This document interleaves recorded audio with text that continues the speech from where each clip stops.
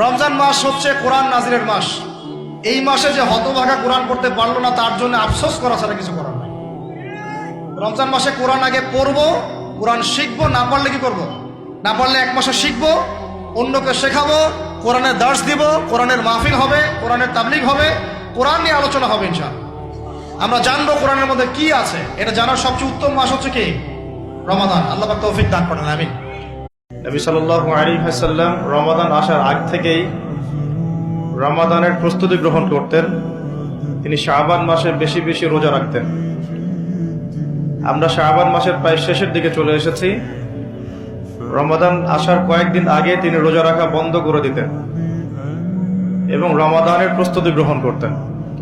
আল্লাহ রাব্বুল আলামিন যে উদ্দেশ্যে এই মাসকে আমাদের উপর গনিমত হিসাবে দিয়েছেন, সেই উদ্দেশ্যটা যেন আমরা বাস্তবায়ন করতে পারি। আল্লাহ পাক তৌফিক দান করেন। ওই যে আমাদের এক শ্রদ্ধেয় ভাই, বিখ্যাত আলেমে দ্বীন, যার দ্বারা হাজার হাজার যুবক আল্লাহর পথে ফিরে এসেছিল, আলহামদুলিল্লাহ এখনো এসেছেন। এখন তিনি মাঠে ময়দানে দাওয়া দিতে পারছেন না। পারছেন?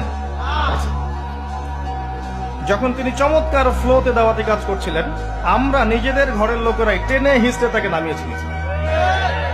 তাকে বিতর্কিত করে একটা টিকিট ধরিয়ে দিয়েছি, যান আপনি চলে যান মালয়েশিয়া।